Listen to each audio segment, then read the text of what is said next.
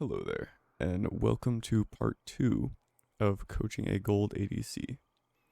In this video, I want to go over a game of a friend and watch the replay with you all, pointing out the things that I talked about in my last video and showing the effects of both following the advice and not following it.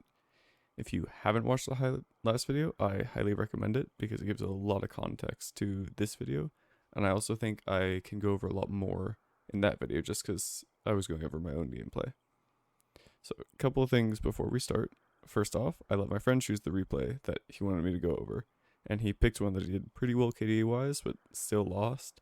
So he's gonna have some fights where he loses even though he played them well, or objectives that he tried to set up but his team trolled him. And I want to remind you all that you will have some games like that. Like, you'll have some games that you can't win, and you'll also have some games that you can't lose. What I want to focus on is how to play to the best of your potential. So even if you still lose the game, you feel like you should have won, it's like you're still playing your best. When it's up to you, when you have the power to carry the game, to be the difference, you step up to the challenge. No matter if you win or lose, every single game there's something to learn, and every game you can improve. If you focus on playing the best you can play, you will climb. If you focus on yourself, what you did right, what you did wrong, and continue to learn, you will climb. When you're improving and getting better, the results will speak for themselves. Another thing I wanted to mention is that there is just so much to learn in League, in general, overall. So much that I could spend hours explaining just the lane phase and still not even scratch the surface of the intricacies that go into like every single click. I myself have a crazy amount to learn about the game, but I know that you can't learn it all at once. The path to success is taken one step at a time. So find something that you can grasp, drill it into you until you do it without even thinking, and make it so that you completely absorb that one thing, and then you can move on to the next. And finally, I wanted to remind you all that there is way too much to cover in these games for just a YouTube video, especially one that's under an hour long. And I love teaching people. I love teaching League. I feel that when I do explain things to others, not only it helps them, but it gives me a better understanding of the subject that I'm explaining. So if anyone wants to participate in these videos, be a case study, or just be coached by me in a Discord call, please let me know. The only way to improve is to keep practicing until you get it down, and I have a lot of practicing to do on this coaching. So if you do want to do that, if you're interested in that, I will put a link to my Discord just below. I'll pin a comment as well, and you can either at me, send me a DM, we can talk about it more. And by the way, it's like, I'm not charging for this, everything is completely free, so don't worry about that. But yeah, with all that being said, do please like the video, subscribe, drop a comment, do all those things at your discretion, and let's get into the video. As we come up to the 2-minute mark, I just want to draw your attention to the junglers. This game, they happen to have an Ivern, so he's going to have a little bit of a weird path, but if you want to make sure you avoid the jungle as many times as possible, it's good to stay in that habit. If they had a different jungler, or if Ivern decided to start red, he could go for a level 2 gank right now. So as soon as this 2-minute mark hits, just make sure, like, if I'm pushed up here, there's a chance I could be ganked from here, just like them. If they didn't see with their Ivern, Viego could have taken blue and then come around here and ganked them. So just make sure you're aware of that at that 2-minute mark, and then again at this 3-minute mark. Just make sure you're aware of where the junglers are and if you're in any danger. So right as we get up here to 3 minutes, just once again, I just hit level 2, it's 3 minutes, where's the jungler at? My jungle is here, their jungle, I don't know. So just kind of keep that in the back of your mind. Make sure that you're always at least thinking about it. Even if you don't know where they are, it's good to just have it in your mind because you'll play better with the knowledge that they exist. As long as you don't just forget about them, you will be playing better and playing around them. I also want to point out that when the enemies pushed this into our tower, they didn't get it all the way in. But Leona went for a ward here, which is a very nice ward. Especially, one, because we're right before that 3-minute mark, so she's preemptively getting a ward for when the jungler will be here. And also, she's using that free time when you get the wave near the tower. They ended up not shoving it in all the way, but it was still good to look for that right when you do get the wave near. Now, I don't want to go over too many of the details of the laning phase, such as these fights, where you should be positioning, who you should be hitting, all that kind of stuff, I feel like it's a lot less general to give those kinds of tips, and it's a lot easier to do it if I have like a video specifically dedicated to that. So for now, I'm just kind of gonna skim over it, but just one little tip for Jhin specifically is your champion is just counting down to 4. I know it's like, obviously that's what he does, but that's what your goal is in fights. You want to get your 4th shot as fast as possible, as often as possible. So every time you're about to fight, every time you're about to trade, just dump as many autos into the minions as you can and save up that 4th shot. Alright, here we are getting into our first tower time. It starts at what, like 5:18 or something? Let's see what we do. We get 1 auto off. Go for a bit of a trade. I think that's alright, but definitely if we were planning for that tower time, we could have done a lot more. So right here, the wave is shoving in. We know it's going to shove in. It's so much bigger. We're about to hit the tower. Jin's goal is to get a 4th shot up so he can trade under tower, preferably onto this Lucian. So you want to auto that if you can. It's fine if you can't. Your Pyke needs to walk up with you, and you want to hit this tower once so you get a 4th shot, and then auto Q or Q auto, whichever you can get off. It's better to Q auto, but if you have to auto Q, go for it. Your main goal is to poke down the Lucian. If you have to poke her, that's okay, but you want your 4th shot to be the one that you're hitting. If you use your regular auto to poke her, you're wasting a lot of your potential. And the reason that you do auto her at the regular auto is because you aren't planning for this tower time. You weren't planning like, what am I going to do once this wave crashes? Because you weren't setting up your 4th shot prior, so that way you didn't have your 4th shot ready. So just make sure that you're thinking, okay, I'm about to crash into the tower. What am I going to do?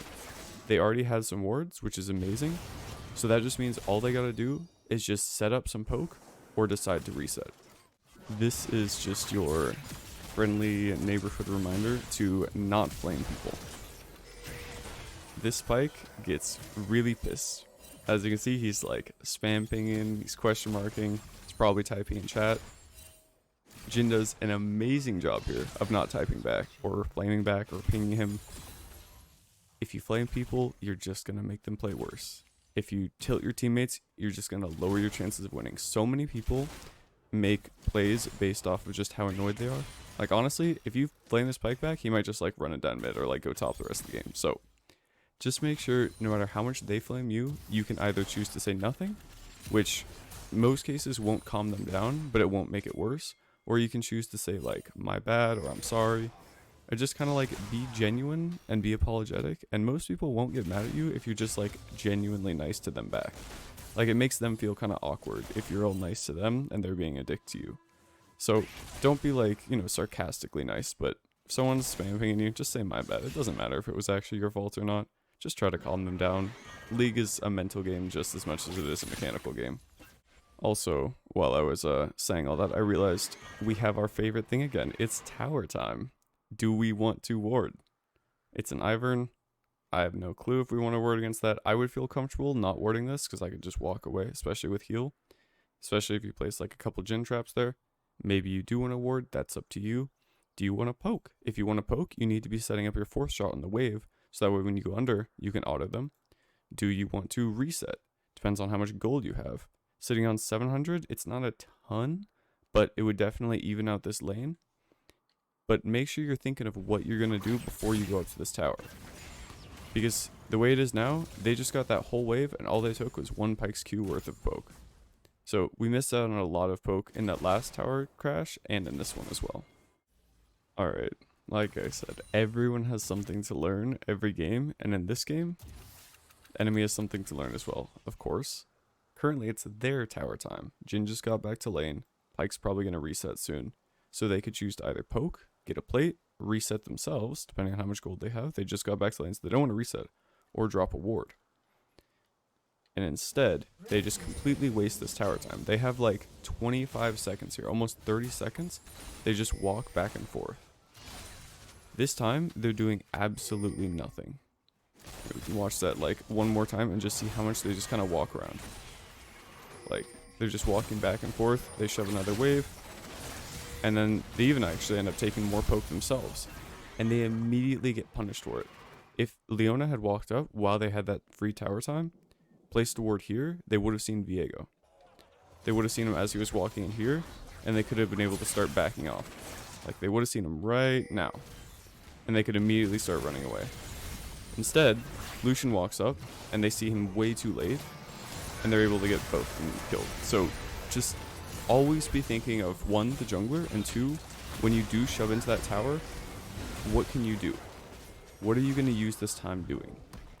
Alright, here's a little, well, maybe the intricacies that I would normally try to kind of gloss over just because I feel like too much information in one video, but vision doesn't equal safety. Just because you have a ward here doesn't mean that you are safe. Like, it gives you knowledge, but it doesn't give you safety. They have incredible vision around bot side right now, but as we saw earlier, LeBlanc is still able to go around it by using that cone. If I was LeBlanc, I probably would have popped over here on the cone, and then I would have gotten spotted. So, lucky her that she didn't, but vision doesn't equal safety. It just equals knowledge. What you do with that knowledge can give you safety, but vision doesn't inherently make you safe. You can still get ganked, you can still get killed, you can still get TP'd on behind, like the Trundle does multiple times this game. So just make sure that you're not getting relaxed just because you know where they are. It's always still scary. You gotta, like, put together where are they, and also what can they do to me, even if they are, like, too far away. Like, for instance, Trundle, he's up here, we have vision on him, but he can still TP it behind me. LeBlanc, she's not mid, she's not on any of our 3 wards, but she can still W in and R in and get into range to combo me. So just make sure that you're not getting relaxed because you have vision. Alright, I want to point this out just because it's kind of a combo of 2 things. 1, tower time. Make sure that you are using your time adequately. This time, they're using it to dive, which is great. But also, we know the Trundle's TP cooldown because he TP'd on us earlier. And this isn't something like you need to learn that's going to be super integral, but it's definitely something you should keep in mind. Trundle TP ganks us here. He TP ganked us last time his TP was off cooldown. And throughout this game, this guy is constantly TPing to every fight he can go to. Every player has their own playstyle. Every player is going to play a fight differently in the way that they like. Around, like, some people just split push all game, some people constantly team fight, some people roam. Everyone's going to play differently. So just make sure that if someone does something that really catches you off guard or does a really good job against you, make sure you're kind of keeping that in the back of your mind. Like, for instance, this Trundle. He TP ganked us earlier. So he might TP gank us again. And once his TP is off cooldown, I would time that, and I would be thinking the second it's off cooldown, he's looking to TP gank me again. So try to keep in the back of your mind what kind of players people are and what they do when they can do stuff. We are finally out of the early game and into the mid game. I would say, just like on the last video, team fights and being afraid. That is what's important. You are the carry of your team, right? This is not a fight you want. If we look at our vision, it's dark. We don't know where they're coming from. Our team is way further away than their team. We're fighting a 4v2, actually a 3v2 right now, but it'll become a 4v3. It's just, this is a bad fight. I'm sure anyone can see that. If you're playing the Jhin right here, you're scared. Especially if you're walking in here. Like, you know LeBlanc's mid. You know she can collapse behind you. You have people coming from in front of you. This is just a super scary place to be. You have to call this off. When you're the ADC, you have to call this off. You are the center of the team. You're the damage. You're what they're relying on. So if you continue to fight in this, if you give them false confidence, you will lose the fight for your team. Like right here, okay, maybe it gets turned around. Maybe it's good. You get the kill on the support, and then, okay, this looks bad, right? It looked maybe kind of good for a second there, and now it looks awful. Everyone has stuff on cooldown. All of them are walking up. LeBlanc's full HP, and she's their most fed member. This is just a lost fight. You have to call this off. You can't go back for a little bit of poke. You can't, like, let your team know. The pillar bugs out in the vision. I don't know why the pillar bugged out there. Maybe it's because I have red vision on. But, yeah, if you walk... There you go. If you walk even just, like, a half a second sooner. Like, right here, if you just keep walking away. If you have that judgment call of, the fight's over, I know the only way I can play in fights is if I have Mundo standing in front of me. If Mundo's not in front of me, I can't play the fight. If you know that beforehand, then you know right now, Mundo's not standing in front of me, I walk out. And you walk all the way out instead of turning back for W and auto and a Q. You either don't have to blow heal at all, or you can still heal and live. So these are things that, you know, maybe wouldn't matter as much in a game that you're winning. Maybe won't matter as much in a game that you're going to lose anyways. But every single time you fix one of those mistakes, you get slightly better. It's going to win you one more game out of 100. And if you fix 100 things, you'll win 100 more games. Obviously, it's not linear like that, but you get the point. Fixing these small kind of things, if you do have a good game, you got to make it an even better game. And those are the kinds of things that could have turned this game from a decent game into a complete stomp. Here we are with another little tip that doesn't quite go along the 4 things I was trying to say, but there's no reason for me to not give you a little bit of extra info. So, as an ADC, I'm sure you guys know this, especially if you're gold or above. You want to go mid lane after the first tower goes down. So either you get your tower, you go mid lane, or they get their tower, you go mid lane. You just kind of swap. Because mid lane's a little bit safer. Not only is it a shorter lane, but if you're standing right here, you can get ganks from here, from here, from here. If you're standing right here, it's a lot easier to cover these jungle entrances, and it's a lot easier to run away. You can run away in the opposite direction. If someone comes from up here, you can't just keep running away down. You have to kind of run into them to get away. So mid lane's just a lot safer. And just like in that last video, when I played Jinx, I had my Galio just kind of sitting mid, soaking XP. It sucks. You're going to put yourselves behind, but sometimes that's what you need to do. If that's what your safety, if that's like how you're going to keep yourself safe, that's what you need to do. Jhin right now is level 10 to her level 14. She could probably one-shot him, just the drop of a hat. So you definitely need to be scared here. Another thing is, if you're mid lane, you can force a lot more. When you take this, it opens up these pathways. When you take this, it opens up these pathways. Every single tower you take opens up pathways into the jungle that your team can safely run. If you're at Raptors and they're coming from here and you need to run away, with this tower up, you can't really run away this direction, otherwise you're taking tower shots. You have to run up and into them. If this tower is down, you have another escape route. Every tower you take unlocks a new escape route, so you always want to be mid pushing down the towers, because every mid tower opens up 2 escape routes, whereas the side towers barely even open up 1 sometimes. Like here, the only real escape route is if you're running away and into their team, and that doesn't happen very often. So mid towers are definitely the most important, just for how much they let you move around the map. So if you know an objective's lost, like right now, there is no way we're contesting this drag. Absolutely no way. Just, if you're mid right now, you could shove this mid wave and you could get a free tower. You and Nico could just hit this tower together and open up mid lane. And instead, we're just kind of like walking around the jungle not sure what to do. So just make sure you're kind of like proactively thinking, what can I do, what can't I do? Can't contest this drag, can hit mid tower. Nico ends up getting the wave in, but we don't get any damage on the tower, which sucks. So yeah, just kind of think of what you could do, even if something goes wrong, like even if you're losing an objective, what can you make go right? And here we are into like our first, I guess, team fight of the game. There have been a lot of weird skirmishes. We haven't had many just straight up team fights. So for this team fight, just like I said in the last video, make a plan. What will hurt you? If we just go from top to bottom, it's Trundle Pillar, Ivern Q, LeBlanc, W, R, E, pretty much everything she has, Lucian E, and Leona E and R. And that may seem like a lot, like every champion can kill me, and that's true. That's what ADC is about. Every champion can kill you, but that doesn't mean you have to be dodging all their abilities at once. Like if you play here and Ivern uses his Q, you're fine to walk up because you're not in the middle of their team. If you play here, Lucian uses E, you're fine to walk up. So you don't have to like wait for every single ability to come out, just the ability of the person you're trying to hit. So make sure you're like aware of what you need to be dodging and what's coming, and also just who you can hit when that stuff does come out. So we're just looking for any kind of ability. There we go, Leona E. We could be standing here, we could be hitting Leona. LeBlanc's coming at us. We're kind of like away from our team right now. We get poked out. This is not good for us, but at least we didn't die. Same thing, Trundle Pillar. Now it's Ivern Q, Now it's the whole team. If we come in from this angle, it's just going to be Lucian-y. There's LeBlanc W. Waiting for Lucian. Perfect. Just careful of pillar right now. All we have to be is just careful of the closest target. So this guy, he's got pillar up.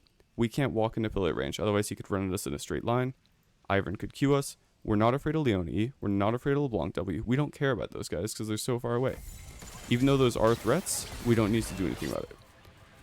And now at this point, when I was watching this, I feel like this is the kind of thing that if I was playing this fight, I would have like that confidence to run in because, right, they're just completely caught off guard, I'm assuming, by a Nico flash ult into the middle of their entire team, stunning them. Pyke is ulting in. There's a lot going on. You're already on the outside, so maybe like LeBlanc will try to go on you, but she's about to die. Maybe this guy tries to pillar you, but you have flash. Like this, I would just want to run straight down alongside them. Don't run into them, but run alongside them. This guy should not be living right here. None of these guys should be living. Like, we don't have to be playing this safe when they're using everything on our teammates. It's good to be aware, but just like that, just once again, calling back to the last video, when I was playing Jinx, we were fighting in here. As soon as I saw the Seraphine ult, as soon as I saw them jump in on my Galio, I just flashed in and ran at them.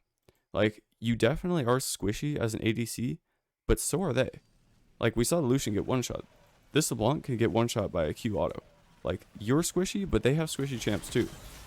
So just, it's all about finding the right time. Like, this is your time. This is ideal scenario. You want to go all in. You just want to keep running at a straight line. These guys, you can outrun them. You're Jhin, you got flash, you got fleet footwork. You're going to be running really fast. So you just need to run with your team, and you can just run past these guys. Especially because Leona doesn't have E. If she had E, you would maybe have to dodge it, but you have a lot of move speed anyways.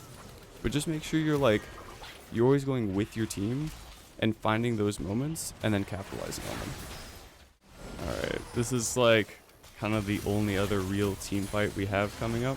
And normally I wouldn't go over stuff like this for a gold player. It's not saying like, oh, if you're gold, you can't understand these concepts. They're too smart for you. It's more just like I was saying earlier. You want to focus on one thing at a time. And if you try to focus on too much, you're just not going to learn any of it. So don't take this too much to heart unless you think you're starting to get other things down. But more just, I want this to be on your radar. That's why I'm mentioning it.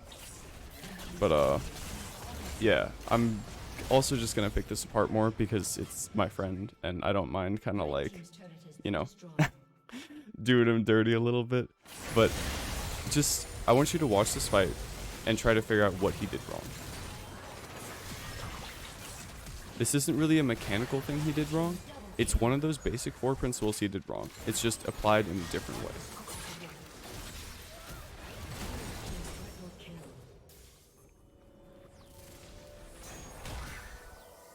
So he ends up getting the kill anyways, which is nice at the end. But how could that fight have been better? What one of those basic 4 principles did he mess up that caused that fight to be so much more scuffed than it had to be?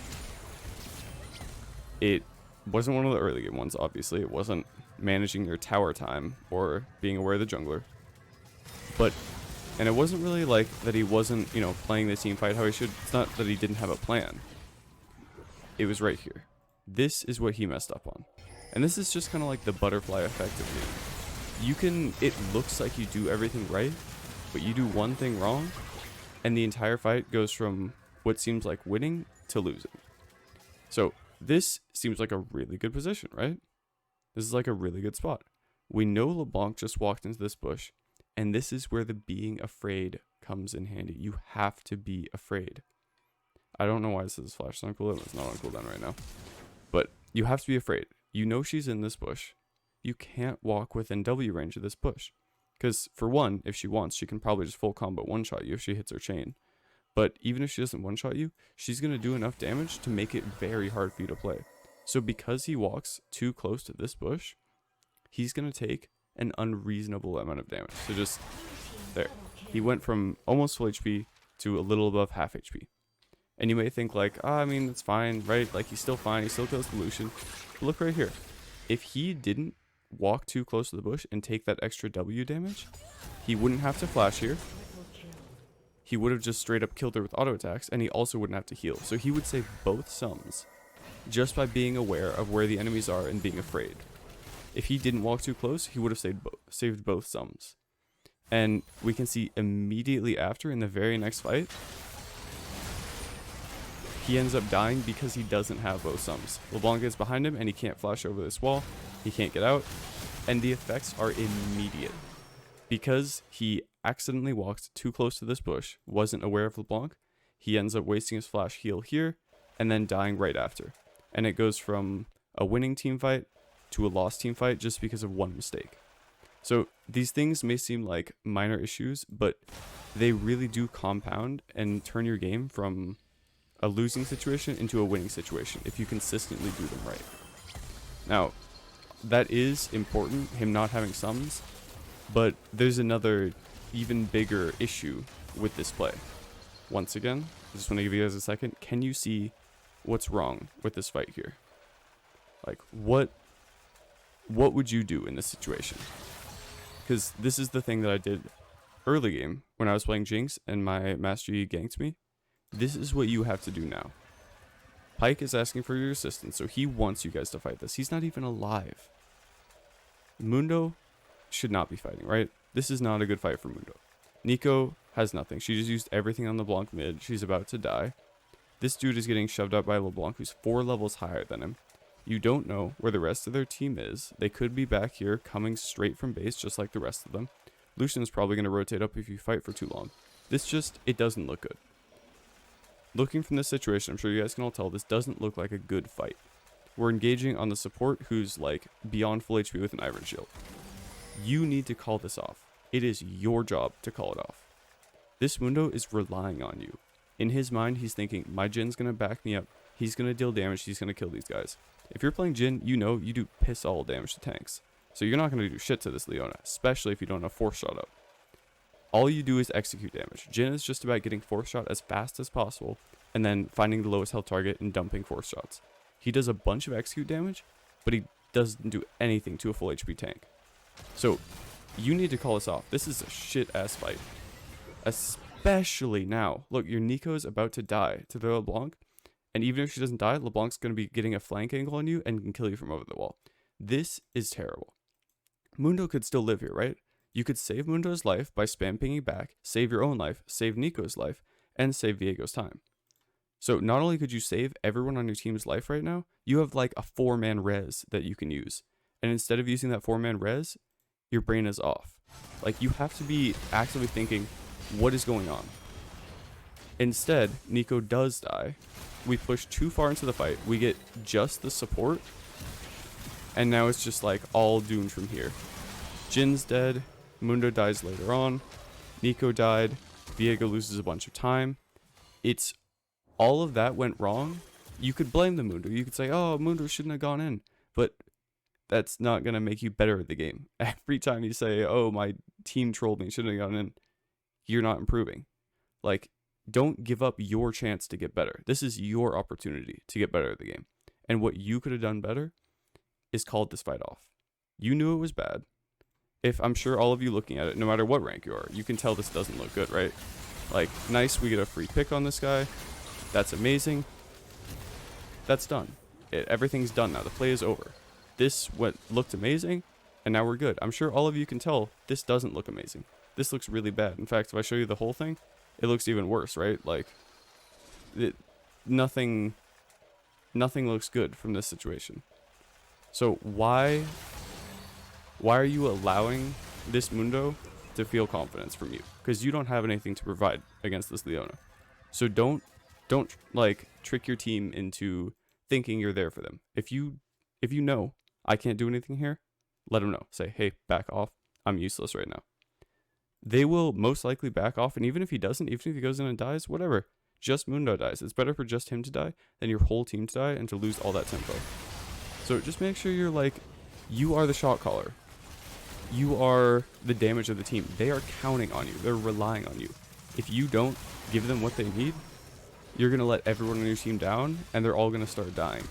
You have to call off the bad fights, and you have to decide when it's a good fight. So just kind of think about that when you're going into team fights, and just kind of as you're going through the game, like, can I make this play? Can I not make this play? And let your team know, because they're relying on you. At this point, the game is pretty much over, right? There's not much we can do here. It's really sad. They have Baron, they have 4, we have 3, or we have 4, they have 5. Whoops. And yeah, the game is just, it's not looking good. I like what Jin is looking for here. He's looking to auto with rapid fire and fleet footwork. And does he have Storm Razor? He does, right? Yeah, Storm Razor. He's like super fast, pretty much impossible to hit him. But that could save the game if you do that enough. But you have to be aware of what, once again, just like every other team fight, what can kill you. Trundle Pillar isn't really a skill shot. It's going to slow you. You're going to die if you get hit by Trundle Pillar. LeBlanc combo. She can just press Q and R and auto attack, and that might even kill you from full HP. She is 15 and 5 with full build. She might kill you with no targeted, or like no skill shots at all, just targeted abilities. The Leona E, you could probably just outrun it faster than it goes. Same with Leona ult, same with LeBlanc chain, same with Ivern Q. So the only thing you're really scared of right now is Trundle Pillar and LeBlanc combo. LeBlanc can even W in and then combo you. So just as long as you're looking at LeBlanc, who's down here, and Trundle, who's right here, and you need to go in, right? So like it's not like you can just sit here and wait for them to use their stuff. You have both sums. Just hold your finger on F. Just instead of putting your finger on R, put it on F and just wait. The second you see one of those abilities come out, either LeBlanc walking up to combo you or Trundle Pillar, immediately flash. The game's over anyways. I really, really like how he's trying to save the game here. See, he dodges the Leona E, is just too fast for it. But this, you need to flash this.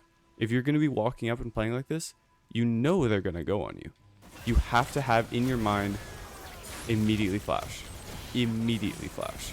And if you don't have the reaction time for that, then don't make this play. Wait for them to walk out of the Ivern bushes. I really like that he's doing this, but once again, it's just not... He wasn't prepared for what was going to happen. It was a good play, but he just didn't plan it beforehand. And that's all that these team fights come down to. It's just plan out your fights. Know what's going to happen, know what's coming, and make sure that you act accordingly. This game is pretty much over. It was a pretty sad one to lose, like I said, 17-9-11. Probably feels like he did a lot, did the most damage on his team, and he did do a lot. But there's always things you can improve on, and always things you can get better at.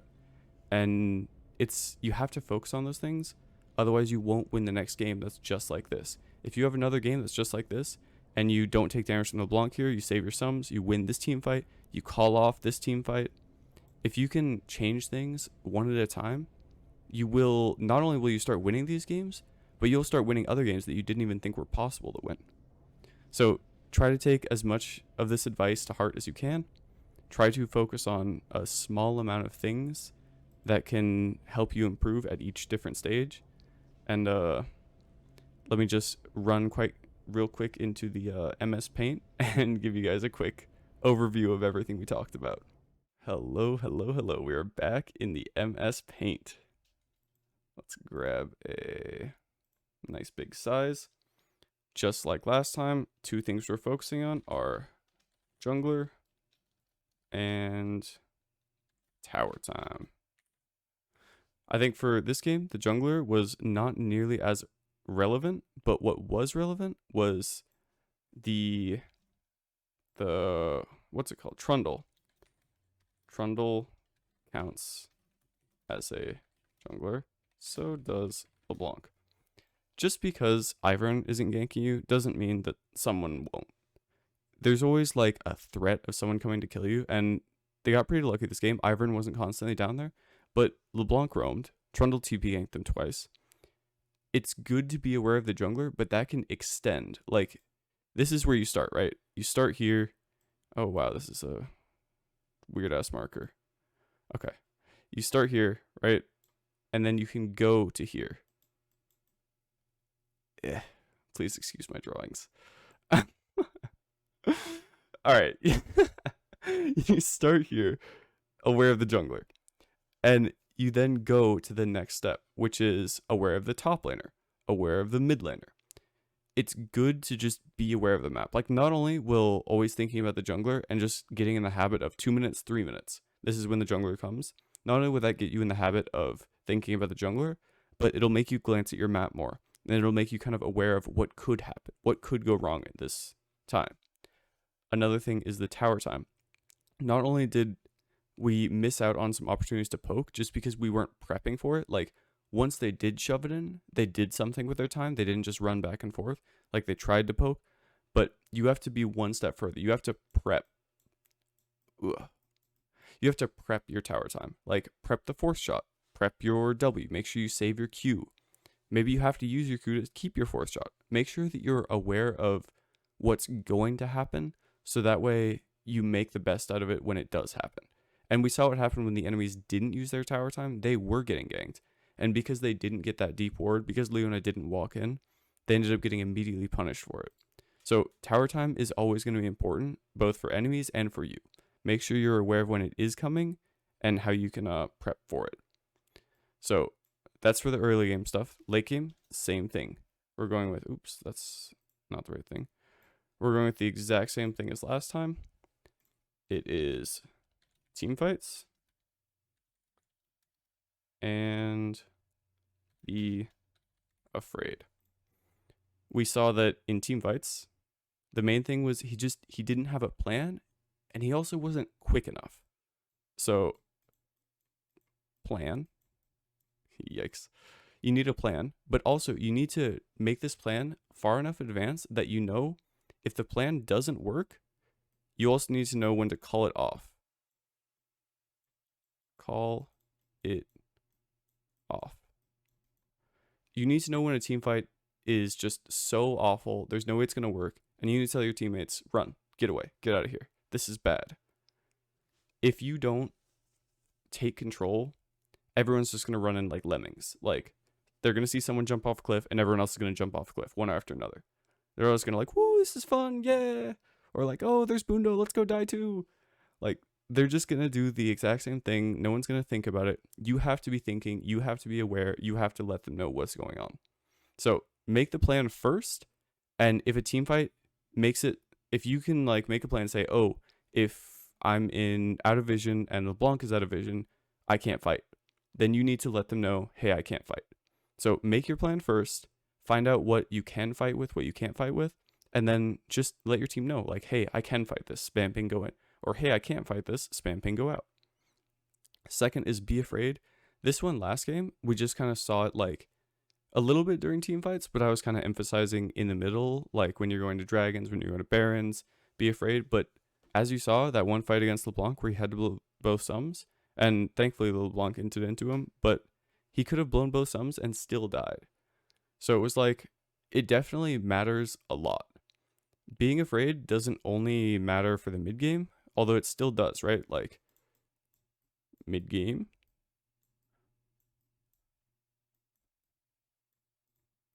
Jungle. So, be afraid of the jungle in the mid-game. Oh, this is so bad. But also make sure that you're afraid in team fights. Like, this feeds into this.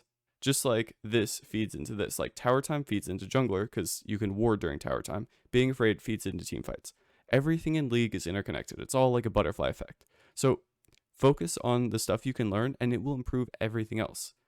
But especially for this game, I think that he doesn't struggle too much with being afraid in the jungle. But for him specifically, definitely be afraid during the team fights. Like, be aware this person can go on me. And then also, once you start to master being afraid of people, then you can start to master, like, when can I go in? When do I not have to be afraid? Like that very last fight, or second to last fight, where, I don't know, there was like two people here. I think it was Leona Trundle. There was two people running away here. And Nico was like in the middle of them all. And he was like right here. He could just run in here past these two since they have nothing up. And like everyone's over here, right? These are his teammates. He can just run right past. And this is something where you don't have to be afraid of this LeBlanc, because not only is there such a long distance, but she has no cooldowns. You don't have to be afraid of her because she has no E. You might still have to be afraid of Trundle, but you have Flash to dodge his pillar. Like, it's good to be afraid, and once you learn what to be scared of, then you can start to learn what not to be scared of. So it kind of all feeds into itself. Overall, though, the jungler wasn't too impactful this game, but that feeds into make sure if the jungler doesn't matter, you're thinking of the top laner, the mid laner, your tower time. Don't just utilize it, but prep for it. So if you know you're going to get some tower time, if you've got a big wave shoving, think, what am I going to do? And even just like a 1-second thought will make all of this go better. For team fights, make a plan, and then based on that plan, decide whether or not you can fight, and then be afraid. Not only be afraid in team fights, but be afraid throughout the entire mid game and in the jungle. Don't take unnecessary damage, but if you need to take damage, take it and make a play. Just don't take it for no reason. Like if LeBlanc's going to W in on you, right? LeBlanc was here, he was here. If she W's in, immediately turn on her. I'll write this like a math equation. Right, now you guys are both next to each other, and she's got her little like pad back here. Immediately turn on her and go back. Because if you're going to take this damage, you need to make something happen. You can't just take it for no reason. Make something happen if you do take damage. So this one was, I tried to keep kind of to the same concepts, but one, Jhin is a very different ADC, and he doesn't have the same concepts where you just can like hit the closest target and do a bunch of damage. You kind of have to maneuver a little bit differently, which is why this team fight didn't play out as well as it could have. And also, there's just, he played this game pretty decently. Like there wasn't as much to go off of that he did right or wrong. This game, definitely his team did have a big impact on it. And I would say their mentals probably had the biggest impact. So although this game wasn't like the perfect example of like, oh, you could do this, this, and this better, I think there's actually a lot to learn here. Maybe not specifically in mechanics, but also in the mentality. I think you're going to have, all of you will have lots of games like this where you feel like you did great, feel like your team lost, and it's just like, whatever, go next. And you could do that. It's fine. There's nothing wrong with that. But if you want to take your learning to the next level, look at the games where you lost, where you felt like you did the best, and see how you could have done even better. See how you could have gone from like the best gold player in that game to like a smurf who carries the game. Like, what would someone who's really good do that you couldn't do? Because I'm sure, like, obviously, you know, if a challenger player goes into my silver game, that challenger player is going to probably win. Maybe there's like a small portion of games they can't win, but what would they be doing that I'm not doing that would allow them to win? So just try to keep like everything in mind. These 4 tips, I can't stress enough, will help you a lot in gold.